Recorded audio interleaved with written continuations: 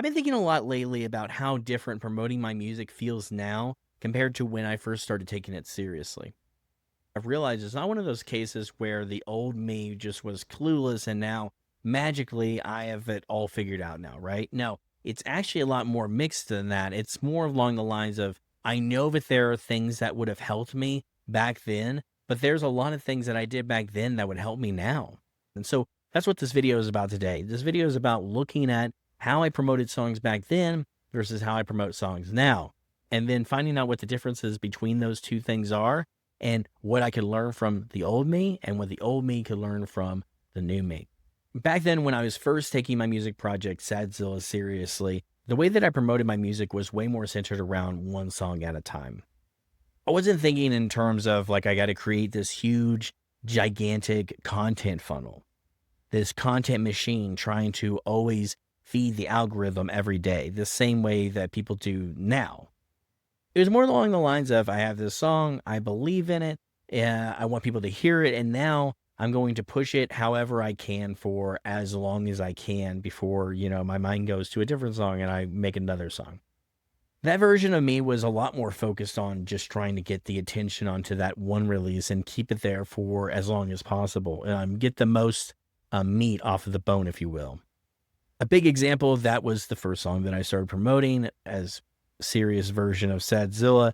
It was called Type Beat Type Girl. You can check that out on Spotify. It's something else. It's definitely different. It's definitely a different era of Zilla. This is back when I was doing emo trap, similar to like a Little Peep or like a Trippy Red or something like that. Back in 2020, that was like all the rage, right? This is before I became a lot more diverse in the way that I was creating my music. That was one of the first Zilla songs where I felt like I was actually dialing in the branding. So I had like my mascot for Zilla. I had a look, I had colors associated with it. Everything was really like aesthetically pleasing for Zilla. Like it made sense, right? I wasn't showing myself on camera. It was just based off of this character. It was a clear identity of what Zilla was supposed to be. It felt like more than just me posting music and more like I was building a world around the music, around this character. And because of that, the promo was a lot more tied to the vibe of it, right? It wasn't really about me showing up on camera and being the face of everything and, dancing around and moving around and doing creative edits in that kind of way. And more of like, hey, here's kind of like an aesthetic type of piece, visual, and then I tie it to the song. It was a lot more simple. Maybe something like AMVs and things like that I was doing a lot. It was very much more aesthetic driven content, which worked back then on Instagram a lot more than it works now in a lot of ways. Now they expect you to be more on camera and it works a little bit better. But that helped to support the mood of the song and the brand that I was creating at the time. So most of that promotion that I was doing back then was happening on Instagram. It wasn't on TikTok or like what Instagram Reels ended up being, or even YouTube Shorts and stuff.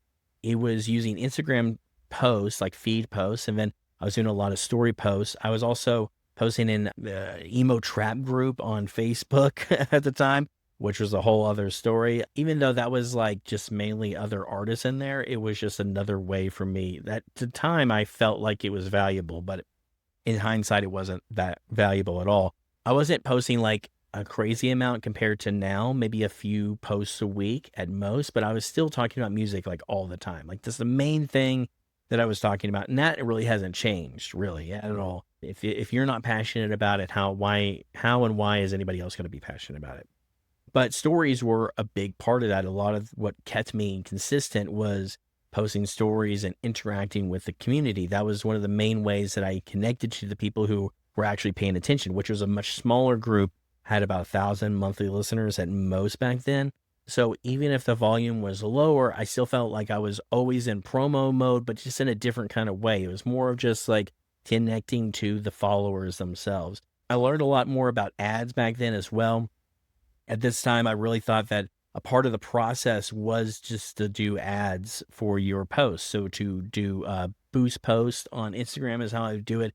I wasn't super into the ins and outs of like how to properly target your ads. I just knew like the type of music that I was making and where I wanted to promote it. So Like if I wanted people to hear my music, I felt like I needed to boost posts and I felt like I needed to put money behind it. That was something that was very different than it is now. And it was more of a way to force the reach, right? And one thing that I was also doing when comes to ads is I was targeting Mexico instead of the US because it was a lot cheaper than targeting the US. So ad spend just went a lot further in Mexico. So I could get way more reach for less money. And that technically did work in the sense that I got a lot of people interested in my music. I was so scared of like annoying people by overposting, like I was going to be wasting money if I was overdoing it. And I definitely wasn't as comfortable putting myself on camera as I am now, which is why the character side of Zilla came into it. Having that mascot be the face of the brand and the name helped me a lot when it came to trying new things like this genre of music, but also like communicating with people and things like that. It didn't really like put me so much in the spotlight where I felt like maybe I wasn't going to be able to create as much because of those insecurities that I had back then. And honestly, I don't even want to act like that was the wrong move. I definitely wouldn't tell my old self to not do that. I think it worked for the time and it really helped get Zilla off of its feet and really start finding its first like fan base. I think like what I'm doing now is just an extension of that. It's just an evolution of what that was. And I still do call back to that stuff every once in a while. But there was also things that I didn't realize were valuable enough. Like one of the biggest things was community. Back then, the audience was smaller, so I could actually talk to people more. I could keep more of an open dialogue going through stories, DMs, and more direct interaction. It felt more personal. It felt like I was building with people instead of just trying to get in front of as many strangers as possible, like it is now. And I think that's one of the biggest things that stands out to me when I look back at how I promoted music back in that era. It was maybe less efficient. It was less scaled and less strategic, less optimized, but it also felt like it was more connected. And I think that's something that I'm missing now. So now when I look at how I promote music, it's almost the opposite in a lot of ways. Now it feels like I'm promoting to strangers more than like my followers. I'm sure this is something that you can relate to these days, considering we are in the For You feed era right now. So we're promoting more to strangers than promoting to people who like already follow us. Back then, it felt more like building a song and then keeping that close, small group of people engaged with it. And that's also how you create like cult fan bases in a lot of ways as well. Now it feels like it's just constant outreach. I'm always outreaching to the new viewer, right? The more that I do it, the less it feels like it's connecting. And I think that's a part of it. It's less about keeping attention and more about catching attention over and over again, if that makes sense. Like you're always trying to get in front of new people. You're always trying to make something hit, always trying to cut through everything else that's competing for everyone's attention. But at the end of the day, you're not going to be able to compete very well with, cat videos and politics and whatever else that may, bait you into, continuing to swipe and watch that instead of, some guy promoting this music. And that's just really because the whole system changed, as we know. Like the algorithm changed, the platforms changed, the expectations around posting changed a lot. These days, promotion feels less like handing out flyers to people who might care and more like putting up a big billboard so that as many people as possible can see it, but like they're just driving by and they don't care. If they don't have that one-on-one connection with you, if that makes sense. Like followers don't even mean what they used to mean because just because somebody follows you doesn't mean that they're going to see your next post. I mean, I see that a lot. I have followers that come on there and be, hey man, I haven't seen you in a while. And it's like, dude, I've been posting like constantly, but it's just because they didn't see me on their For You page. A lot of people just use their For You page instead of their following page. And so that's why that happens. So a lot of the mindset is different now. A lot of the time, you're not even really posting for your followers. You're posting for people who have never heard of you before. My current process is more chaotic. Like it's just, I release way more. Back then I could focus on one song and really sit on it. Now I'm dropping Monday, Wednesday, and Friday, like every week. So promotion is layered on top of itself. I drop on Monday and then I push that for a couple days. And then Wednesday, is here. So I'm start promoting that song while also promoting the last song. And then Friday comes around and now I'm promoting multiple things at once, right? So it's not really like one clean push anymore. It's more maintaining that momentum across several releases without letting any of them completely disappear. I do think that I'm smarter now in a lot of ways. I understand targeting way better than I used to. I'm more intentional about like who I'm trying to reach and why. So for example, I'm doing Overwatch songs on Mondays and Marvel Rival songs on Wednesdays. That makes sense to me because both of those sit in a similar like hero shooter space and those fandoms kind of like cross a lot. And that gives me a lane to build around. And I just really like those games and those characters. I'm a huge Overwatch fan. I'm a huge Marvel fan. So it just really works and like it's fun and it helps, right? And then the Fridays come around and it's more broader sad Zilla songs. So the more general songs, the funnier stuff, the more personality driven like party songs. So at least I understand the audience targeting way more than I did back then. I know how to structure it better now than I did back then. But at the same time, I think one of the most draining parts of how I promote now is just the amount of content it takes to keep everything moving. That's probably the biggest difference. It's like this constant pressure to keep the content coming, to keep it going around and around like a circle, to keep posting, but keep changing the angles, finding new ways to present it for the same release or the next release, right? Or the next one after that. And even though it can be really fun if I really dial into it, it can also be draining because it never really stops. It's just a constant thing. But at the same time, if I'm just promoting one song, I get tired of it really easily. This is like how my ADHD brain works. Okay. So I've just really, I don't know. It's a whole other story. I also think that the branding is completely different. Obviously, I'm showing myself a lot more. Just like in this video, I'm showing myself a lot more. Back then, the branding was more of that character, it was more of the visual and aesthetic. Now the brand is just me. It's my face, my personality. It's through and through a personal brand. And that shift, it matters because it changes not how I promote, but what I'm even asking people to connect with. Before people were stepping into the stylized version of what Sadzilla is. Now they're much more directly connecting to me by, here's an Overwatch song. Do you like Overwatch? Now you automatically have a connection with what I'm doing. So when I think about what the current me could have taught the younger me, the first thing I would say is just reps. I think that I just needed to release more music back then. I needed more practice so I could learn faster. I needed to stop thinking so much about like whether or not it was the perfect move. But I also honestly don't know if I was even that calculated back then, right? Maybe I needed to be more calculated.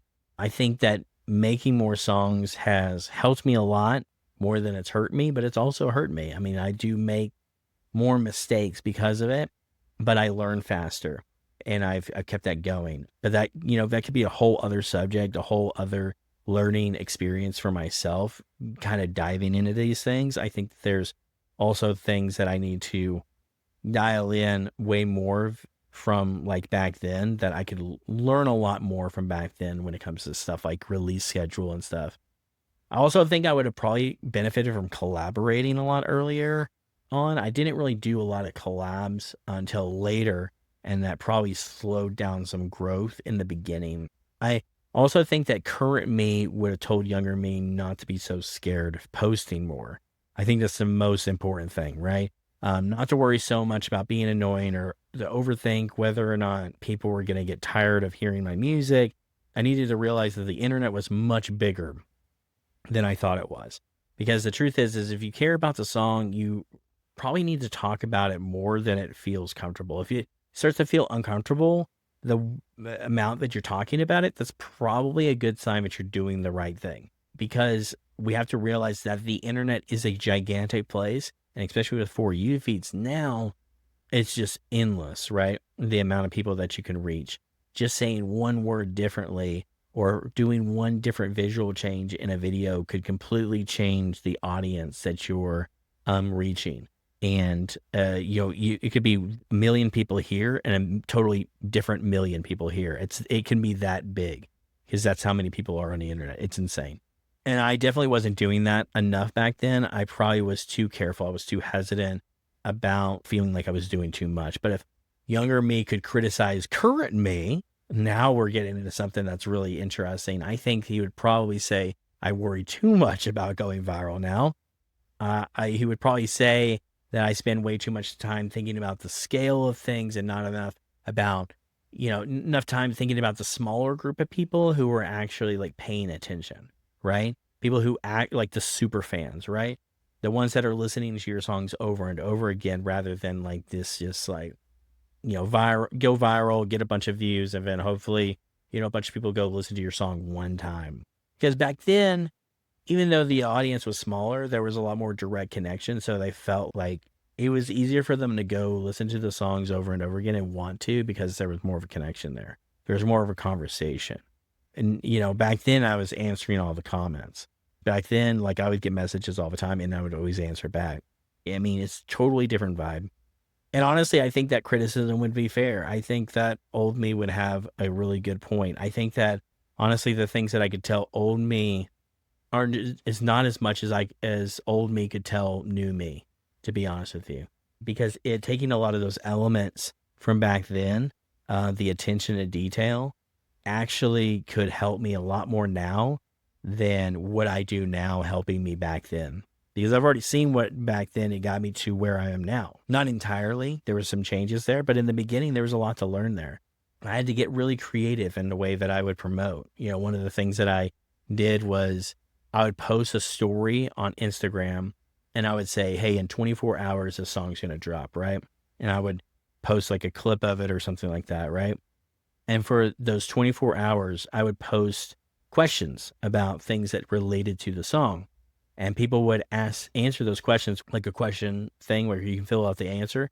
And then I would reply to those all throughout the day, promoting the song throughout the day on my story, replying to like let's say the song is about getting broken up with a girl or whatever. And then this is like, hey, tell me about your worst breakup. And then we can talk about that on my story. And then that also kind of opens things up in the DMs and stuff. And it was an easy way for me to keep the connection there, open the dialogue to where I'd be like, okay, the song just dropped.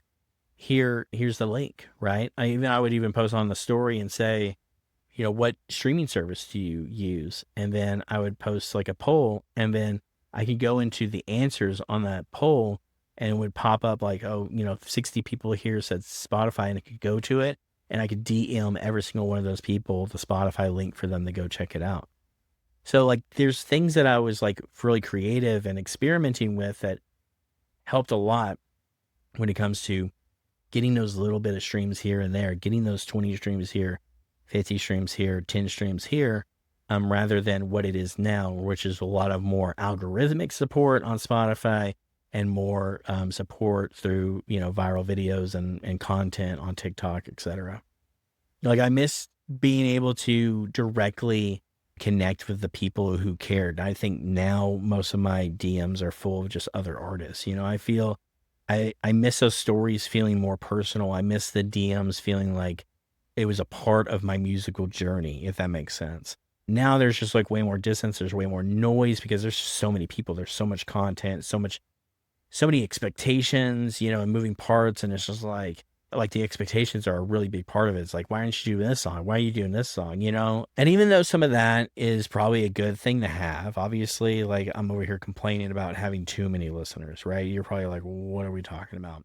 But it just still changed the feeling of everything. That's all I'm trying to say, is that appreciate what you have now. If you have just 1,000 monthly listeners and this is how you're kind of promoting things, like with small groups of people, appreciate it, because it's actually really important and will be important later on, even if you find a bigger audience.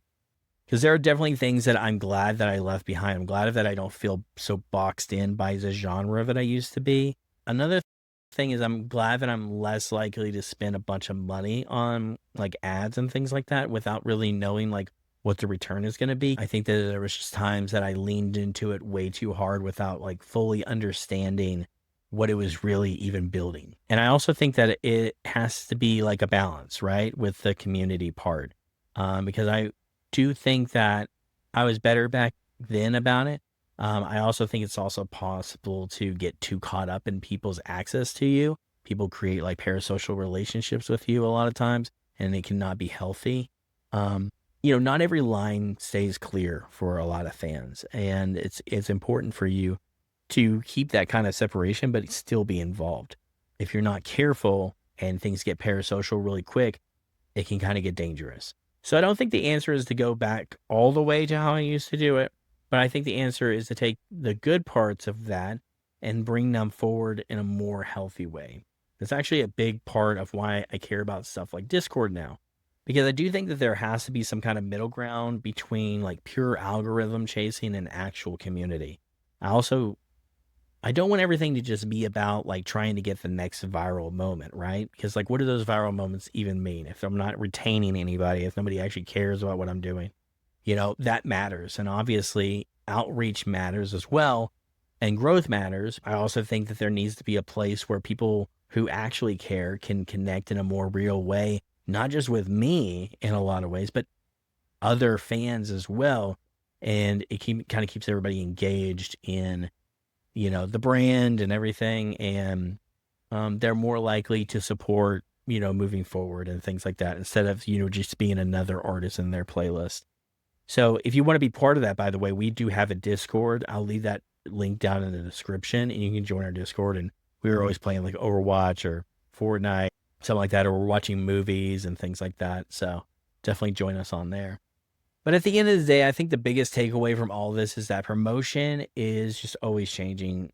And the way that you do things, one era is probably not going to be the same that works in the next one. And it's important to know that everything is a learning process. Everything. The content changes, the platforms change, the expectations change, the audiences change, and you change as well. So some things that you're doing right now probably are going to be obsolete later. Some of the things that you're overlooking now could be the exact thing that you need to be paying attention to or wish that you paid attention to way later on. So to wrap things up, promoting back then just felt way less intense. It felt more intimate, more personal. Now it feels more demanding. It's way more public, more competitive, and more constant. And a part of that is just because the internet is changing, but a part of it is also because I'm changing. Because back then, music wasn't my full-time job like it is now. I wanted it to be my full-time job, and that's why I pushed pedal to the metal for as hard as and long as I could. But now, obviously, I think about it much differently. Now it's not about speeding up to get closer to like where you want to go. More, it's a marathon now. Now it's about how do I keep this machine running? So there's a lot of pressure to that. I'm way more calculated now. I'm way more strategic in how I approach it. Money changes everything. Responsibility changes everything. I have a family to look out for, right? I have a son that I have to look out for. I have a wife to look out for, and we need a roof over our heads. So every decision that I make, it matters. So I don't look at this as old me being wrong and current me being right. Not at all. Like I look at it way more as the two different versions of me trying to figure out the game in two totally completely different environments.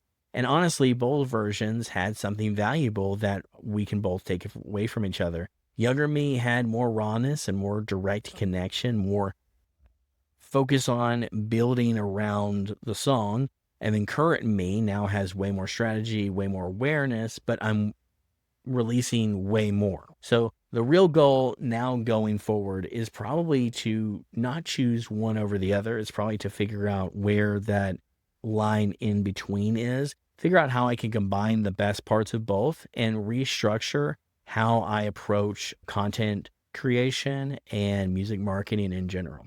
Hope that you guys had a lot of information from this that was valuable to you. So yeah, if you guys have any comments, let me know down below. Click the bell icon down there just so you can get notifications if I drop another video like this. I try to get them out every single day. And yeah, just let me know. Share this with a friend. Join the Discord. Anyway, Zilla out.